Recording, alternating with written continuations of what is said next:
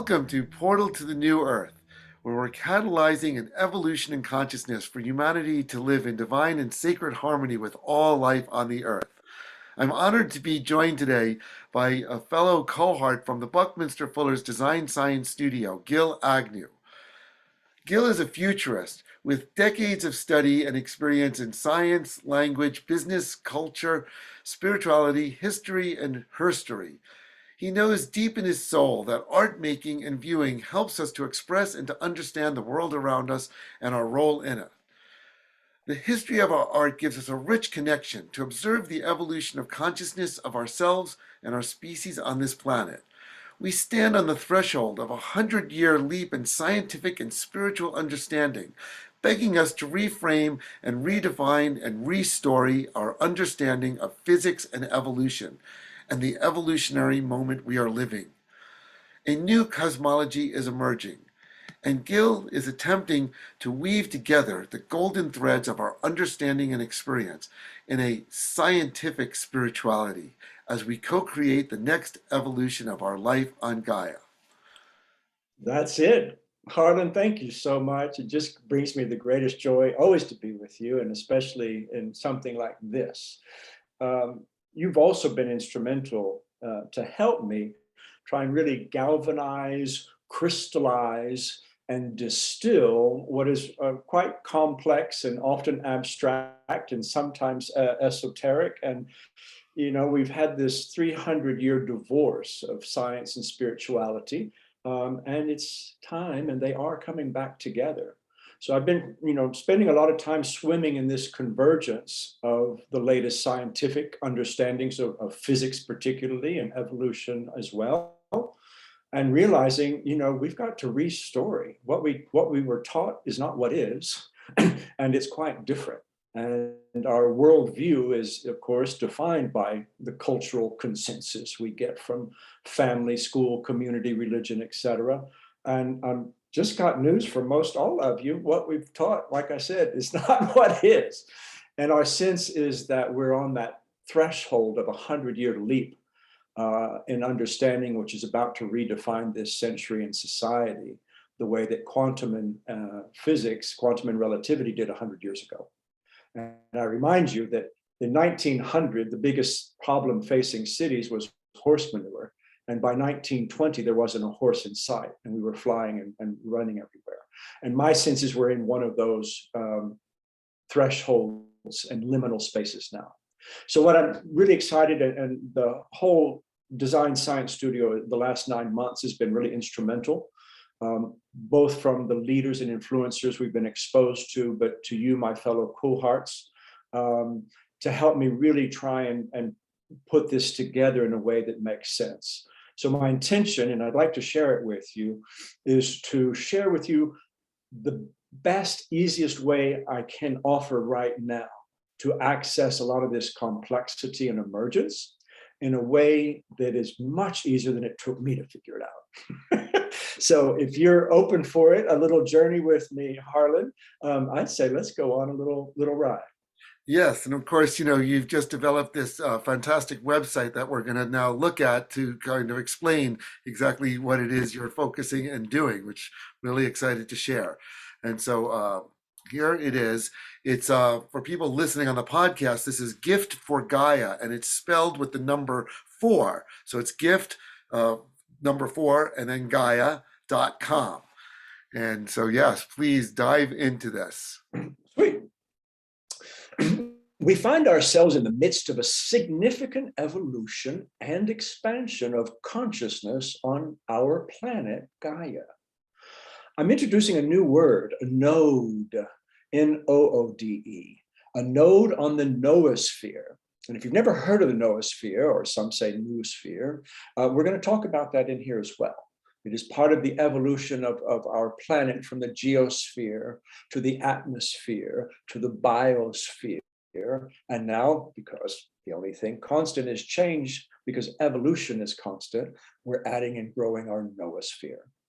And with our new awareness and appreciation, it energizes this noosphere, creating the intention and the container for more evolutionary consciousness to flow into ourselves, into our planet, raising the collective consciousness of all, of society, into harmony and unity.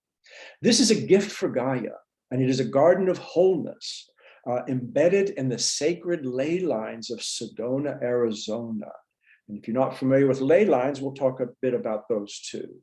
I am imbuing it with the healing awareness of wholeness, which, thank you, Dr. Julie Kroll, wholeness is the medicine of our times, and brought to us on Gaia by the angel of wholeness or unity. This is a template and my invitation to you to create other new nodes across the planet, because it is what I have learned is the best contribution we can make to accelerate the positive evolution of our society and break the polarities that are blocking us now. So, in order to communicate such complexity, I want to thank one of our influencers, Catherine Connor, who shared with us, and she's a reformed Disney storyteller, how story structure, and of course, story is how we process meaning. And so this is the Pixar story structure. Every Pixar story is told in it. And so with that, and your permission, I'd love to share a fabula. Once upon a time, there was a beautiful planet in a quiet corner of the universe. On that planet lived a growing society that populated every corner of the beautiful planet. And as they grew, they transformed the planet beyond recognition with a ravenous appetite that consumed everything it touched and destroyed its natural beauty and bounty. Every day, the planet became dustier, dirtier, and more desolate, all while the society began dividing in two, bickering and blaming, louder and harsher, the other. A small, diverse group in that society, spread across the planet in points of their own light, were awakening to a higher calling, a higher frequency, coming from the universe, coming through their soul, reverberating through the planet. They began to see the illusion of the fight in front of them and lifted their spirits higher and higher, while connecting their light with that of others, feeling the same new energies, with the intention to raise the spirit of all society and beautify the planet. One day, they realized there are incredible electromagnetic forces and fields that create their planet, create themselves, and create their society. That they have been created, that we have been created by these same forces. And simultaneously, we use these forces to co-create what happens next on our planet with our free intended will. Because of that, they began to tune into these electromagnetic forces with their best scientific instruments and with all of their felt senses, which were growing stronger every day. And they began discovering the invisible forces of creation in themselves and in the universe that create everything. Magnetic or telluric forces, planetary or Gaian forces, crystalline or cosmic forces. Now, their ancestors knew this millennia before and left them clues to inform them as they began to recognize how these forces crisscross the planet in a grid of ley lines. They saw how these ley lines intersect in powerful nodes at different places across the planet, sacred places, and that these ley lines in the planet are carriers of the forces of creation, where Gaia, our planet, the 3D world, meets cosmos, the universal everything. They also realized that they too are carriers of these forces, and that Gaia meets cosmos in the spark of your soul, and that spark can create anything. Because of that, they decided to start creating new nodes, sacred nodes on the ley lines, especially at the power points where ley lines intersect, with the intention to amplify the capacity of the ley lines to carry more universal energies. So they let loose their creative juices and conscious intentions to create sacred neutral nodes, embellished with powerful art all over the planetary grid, until finally, the planetary grid grew in cosmic, Gaian, and telluric intensity, coursing the planet with bountiful, beautiful new energies that raised the frequency of society to higher, calmer vibrations, a ripple through the waves where division does not live, and the waters came alive again in splendid calm. The society evolved from adolescent knowledge to mature wisdom, and the planet regained her natural beauty and balance. The end. Wow, what a story. And this is so aligned with, my lifelong studies of understanding the earth and its grid.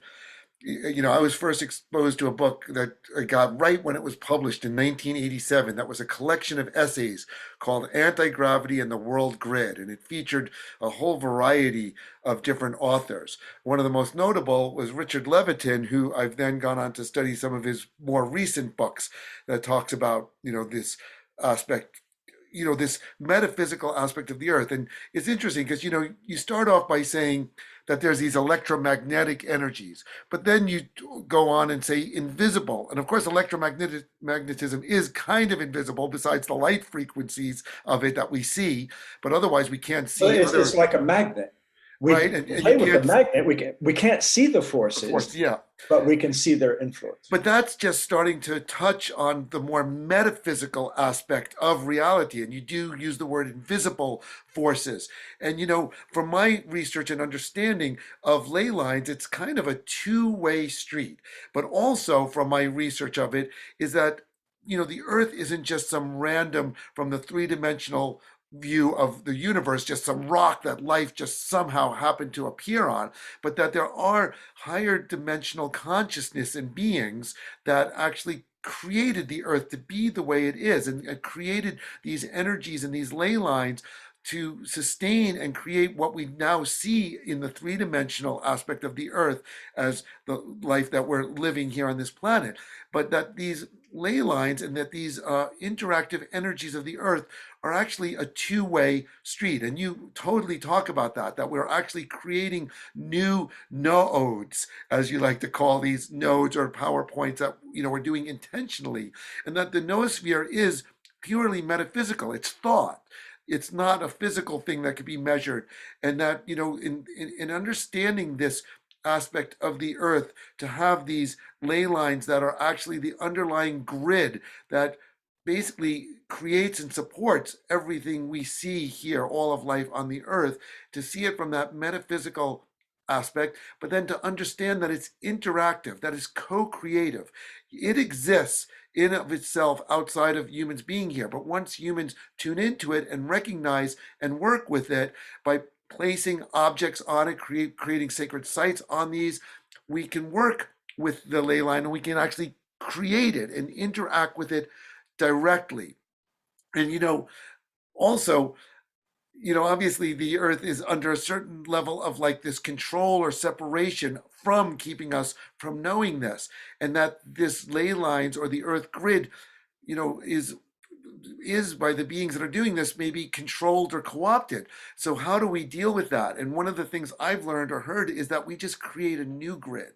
We don't have to fix or heal the one that's being already controlled. And so basically, that's what I won't go so much there, but just to comment on what you said it already before we diverge further into it. Two things, I guess. Life is not just a quality of humans, it is a quality of the universe. Our life, our universe is alive. It is a grand thought, and it has trajectory, the evolutionary impulse. And I think it was Planck 100 years ago, and this is where our Western science is pointing us to the same conclusion and the same understanding. It says the day that we start putting our focus on the 96% of the invisible world, will we begin to understand the 4% that is visible.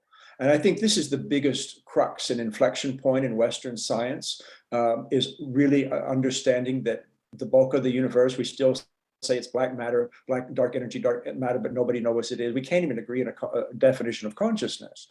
And so in that vacuum is the big story. And so this is why art is important. The understanding is a lot of these frequencies, particularly in the ley line and earth, are very, very low vibration that our scientific instruments don't yet measure. It's an emerging science that started 100 years ago in the UK and Britain, where they started to observe it and notice it. And we'll come back to that. But again, it's emergent science. And that's why I'm trying here. Obviously, our ancestors 2, 4, and 10,000 years ago were aware of this and felt it, and they didn't have the scientific instrument. And this is where our felt senses are so important. And this is what so much is growing in each of us individually and collectively. The great awakening everyone is referring to is our own embracing, experiencing, and embodying of these larger Gnostic awareness, this felt senses that's within us. And that's really what we're trying to put together here. Yep. And, there's such interesting parallels between, our works, and that, I've been creating these portal installations that are based on my research and ideas of what the Earth's energy grid is evolving to, and making them spaces to then align your personal vibrational energy body to the evolution of the Earth. And so now with this project that you're doing, which we're going to look at a little more closely, detail your Garden of Wholeness that you are creating in Sedona, which is if people don't know, it's one of the major grid points on the planet, and that's why it attracts so many of the people there of what's going on there. It's a very high consciousness evolutionary grid point. And so let's take a look at this Garden of Wholeness and explore a little more what you're creating. Thank you, and absolutely. And we just kind of discussed that already. I guess you can go the next page down. Okay, yeah, it's true. We did look start here, right? Right here. That's what we want to look at. Right there. So yeah, and my own journey, through the dark night and the darkness and the vacuum of understanding and knowledge, etc., and of course the lost awareness and the lost ancient technologies. We often say, oh, we need to use the ancient wisdom with our modern technology. Guess what, kids? It's al revés, as we say in Spanish. That's backwards. We need to tap and use the ancient technologies for feeling and sensing the world to generate modern wisdom. And that's probably one of the biggest learning points I have, whether it's, in constellations, system constellations. There are just so many different ways we know and dowsing of tapping into the unseen and the invisible dimensions. And so what I started in doing a garden, this is my second attempt to, second project to create a garden. And as I started around, I said, well, this is not just a garden for my husband and I to enjoy. It started really all converging through our work with the Design Science Studio. No, this is much bigger and much more important. For about 5 years, I've been holding the Rubik's Cube question of, well, what can we create that can help catalyze and move forward, awaken, touch, expand the awareness of 400 to 500 million people on the planet? Because that's pretty much considered as a minimum to reach a tipping point in the collective jump of our collective awareness globally, away from war and into peace, away from separation and into unity. And this comes back. When Queen Hatshepsut inherited Egypt, it was destitute, broken, at war with all of its neighbors. and commerce was introduced as a sacred activity. And the ancient merchant priesthood, and she used commerce to start trading with the neighbors instead of warring with them. And of course, that is ushered in one of the greatest periods of wealth and creativity and abundance in Egypt. And so the male priests would go out on the caravans, but then the female priests and some of the others would stay in the temple and hold the intention.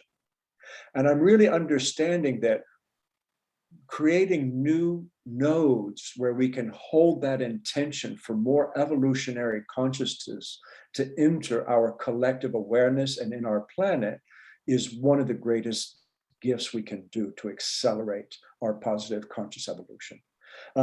The other aspect that's become clear is Gaia gives us everything, every breath, every drop of your blood, every bit of water, every meal is a communion. We take and take, we receive and receive from Gaia. But how often do we give her something back? And that's where the whole gift for Gaia comes from. She's also would love a little love and appreciation. Who wouldn't? Especially, the mother that gives so much. Every mother loves to get a little love back from her husband or partner or child especially. So this is a gift for Gaia. It is a garden of wholeness. And I am embedding it in these sacred ley lines of Sedona with that healing awareness and intention for my own wholeness, for the planetary wholeness, for my brothers and sisters. Again, I refer my lovely other cohort, Dr. Julie Kroll, and who has Good of the Whole, as she says, wholeness is the medicine of our times. And so I'm imbuing it with that medicine. And it's brought to us by the angel of wholeness. And this is an archetype that came out. We were constellating 2020 and 2019. We knew 2020 would be a crucible of consciousness, not that it would be viruses and riots, but we knew it was inevitable to be a crucible of change. And in constellating that, this archetype showed up, the angel of wholeness, the neutral angel, the angel of unity. The angels of wholeness didn't take sides in the war of the heavens. Apparently, they brought the Holy Grail to our planet. So they're bringing us. And as I learn and experience this myself, my desire is it be a template and an invitation to you and others to create new nodes across the planet. Because that's by these gifts of Gaia can we accelerate our collective progress. All right. So some of the features that are coming out, and I'm still designing this also came out of 2020 and 2021, where it was very clear the urgent pause invited all of us to review, rethink, and recalibrate the relationships in our world and how we are in the world and how we want to be. So this seed was planted then. And like I said, I haven't built it yet, but what's emerging is this. You'll see the angel working with an artist, a fantastic soul brother, metal artist out of Tucson, Arizona, John Benedict. He goes, "No, Gil, I got it." And he came up with the 9-foot 10-gauge steel representation, which you're going to meet. And so the angel of wholeness is really the starting point. And next to it is an ethereal garden. And this is really, as you were saying, Harlan, where we make tribute to the ethereal, to the cosmic universal energies that are in us and swirling through us. So I'm going to use a crystal fountain. We'll have a greenhouse, so there's be glass, but I also have to put a fence for the animals not to eat everything here. So this will be the Garden of Eden. It'll have the edible and ornamental plants, the fruit trees, and it'll be our congregating spot for relaxing and eating. And as you walk through the garden, it'll have pathways. There'll be different little vignettes. One will be a tribute to Gaia.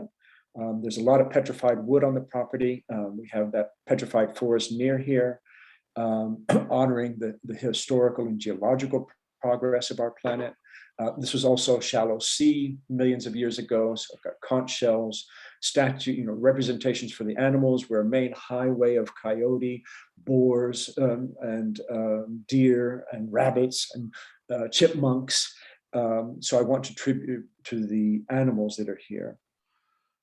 Then I also have a lovely bench under the tree, and I want to make a tribute to our ancestors, those who came before us, their sacrifices, their choices, the animals that accompanied them. They absolutely have to be part of our story. And that's something we've lost in our Western scientific mechanistic worldview.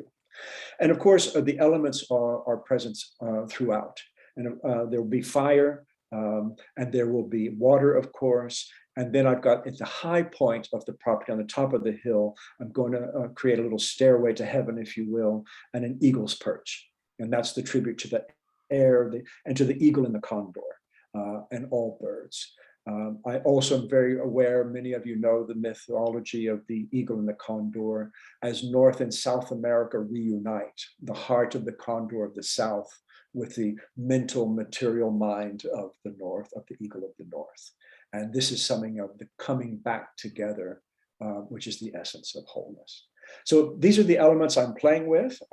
Harlan, I've got a little picture of the property. It happens to be pretty stunning. We can just look through those. This is the view looking at the Mogollon Ridge, which will be the ethereal garden we'll look towards.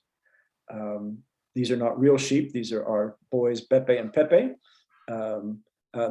They don't eat much. And of course, I'm working also professionally to try and map this out.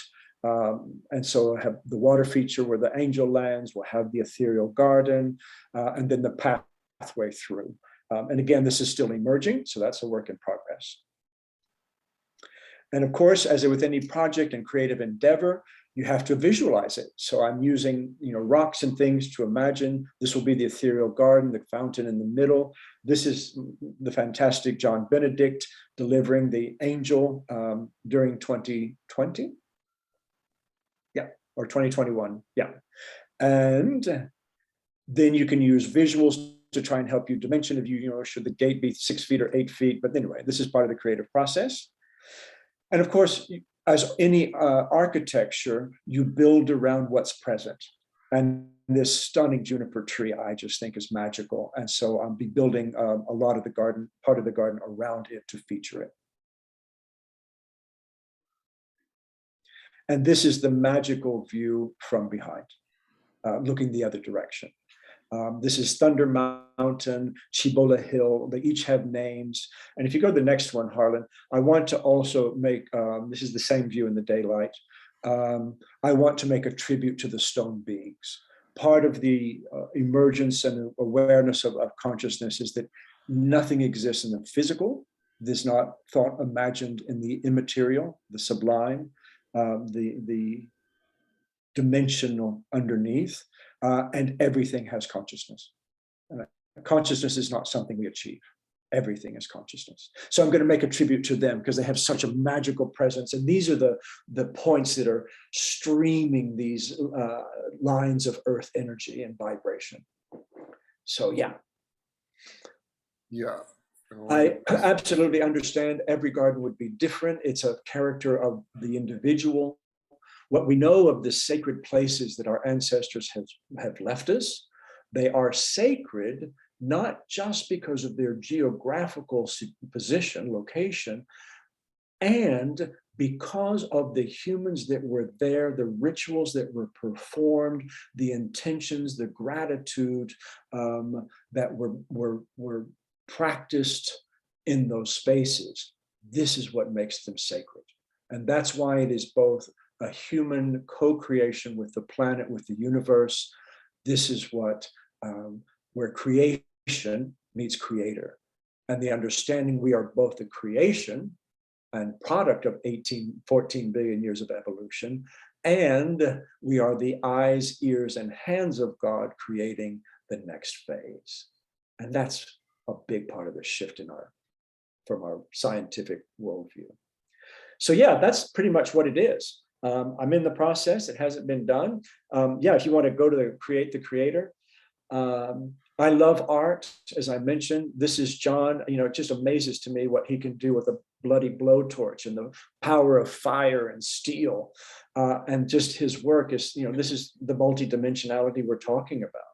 And there we are, the wholeness and soul in the middle.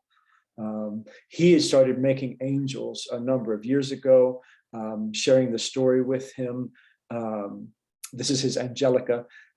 He has a Gabriel, but working with him came this neutral angel. I love that he features the fossils, that he features nature with it, and also minerals and other Gaian fabulousness is.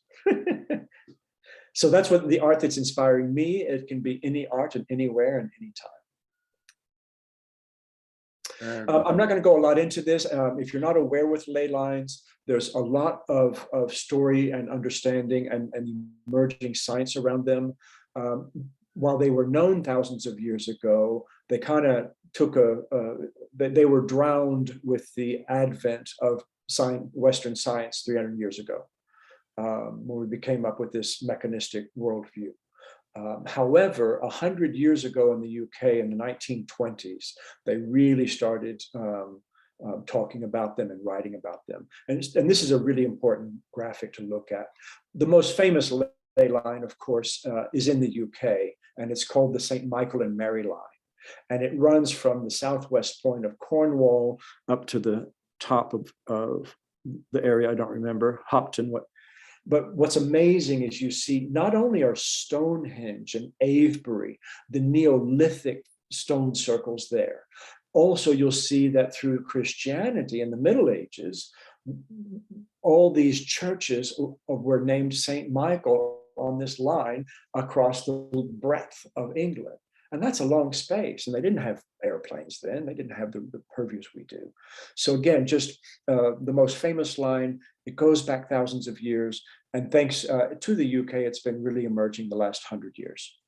And I would just like to add, because, I learned about and was exposed to this through one of the most famous researchers of this work, John Michel, who wrote a book originally in the 60s called View Over Atlantis. Speaking of Michael, Michel. Yes, Michel, exactly. And then it was he added to it, and it came out in the early 80s, and I picked it up when it was fresh off the press, A New View Over Atlantis. And I actually include that book as one of the biggest inspirations for all of my work. So if anyone wants to dive in and learn more about ley lines, that's really one of the best books you can jump into and learn about it. It gives a real history and overview and lots of incredible information. So that's John Michel's A New View Over Atlantis. Yeah, and I would add what's new and influencing me is a gentleman called Rory, R-O-R-Y, Duff, D-U-F-F. I need to read that book. Well, he's done the most to map the ley lines through parts of this area in the UK. And he's really working on generating the lexicon and the nomenclature for measuring them and quantifying the emerging science of it. So yeah, great. Shout out to roryduff.com. And of course, a few images just to get the feeling of, what the things along ley lines look at. But then most importantly, we're going to dive into the whole concept of noosphere and how you're working with that. And I don't know, do you want me to pause here or scroll down? We can just make that a little bigger for me. I can read it. I'll just go ahead and give you this. What I've learned also through years of business and culture and working with multilingual, multicultural teams, whenever you want to talk with someone and achieve better understanding, make sure you define your terms, have a shared vocabulary. Make sure when we say one word, we both understand the same thing. And one of the beautiful things of our cohort and the Design Science Studio, coming together with 140 people you don't know across the world over 9 months, is things never appear in isolation. Remember, the Wright brothers were only 2 weeks ahead of the French people. Flight was coming in 4 countries at the same time. There was Edison and Tesla. It was not one or the other. There was all coming through. And so what I'm noticing in our cohort this year is there are 4, 5, 6 of us, and the noosphere is coming through. And so I think it's really important to define. It was first written about in the 1920s, but really brought forth by Teilhard du Chardin, fabulous philosopher of the last century. And he really started talking about it in the 1950s. And he says the sphere of human consciousness and mental mental activity, especially in regard to its influence on the biosphere and its relation to evolution. Okay, and the word NOO is the Greek root, which forms knowledge and mental, and of course, fear is wholeness. And I just kind of push on down to the bottom because I think there's a graph says 1,000 things, and if you go on down farther down, Oh, right. Oh, the yeah, let's graph. just go to the images because I think people can read this on the site Yes. later. So what? Let's just see. So the Oh, no, noosphere. I like this one quote though. Before we go to the graph, let me just say it. The noosphere can be seen as the rise of a planetary superorganism. It's kind of like where all of our human consciousness is coming together to create this new Earth. And so let's look at, Well, let me just pause on that one because, and then thank you for that, Harlan. Pause right here. Yeah, I do. I want to make one comment about it. Yes. Because notice that we can learn from nature, and that's where superorganism comes from. Look at ants, look at termites. They've existed and thrived for 100 million years. They have no leader, they have no government, they're decentralized superorganisms that thrive. And I think that's part of the new model we have in reinventing our own government and business and structures, et cetera. But more importantly, everybody is getting all wound up. And of course, in our magical movies and stories about the robots are going to take over, about AI taking us over. And I'm just kind of annoyed by it all. I find it a very sophomoric view on everything, just a complete lack of understanding of what we're part of. And this is where I think this concept is helpful, because in the evolution of our planet and life on planet, it is integrating all of the geological, the biological, the human, and our new technological activities into a new level of planetary functioning. And of course, Bucky said, we should be creating and designing systems for all beings for all times. And this is where it is not about us versus technology. It is about how our adoption and creation of technology in tandem with the whole system, hence whole system thinking, gives you a very different view on the future. So I just wanted to point that out. Don't be afraid of the bots and the things. No, there's a much more beautiful story unfolding. And let's look at these, this chart right here, which is, whoops, did I go too much? And of course, showing the different levels and how it's invisible. Guess what? It's invisible. Right. And then this is a great one here. Yeah. I think this is the most helpful. And again, not only are we re-understanding physics, but we have to re-story and redefine our understanding of evolution. We're still caught in a misguided 19th century discussion.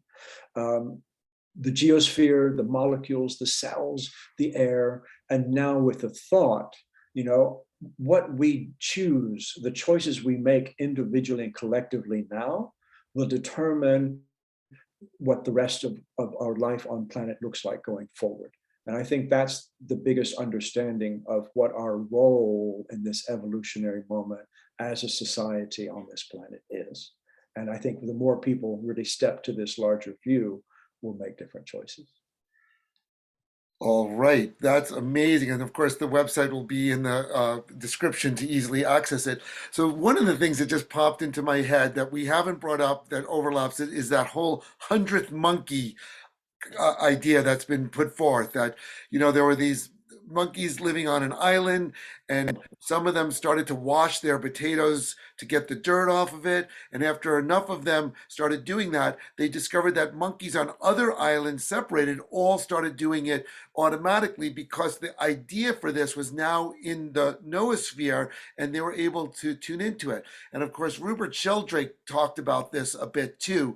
And one of his examples, fields.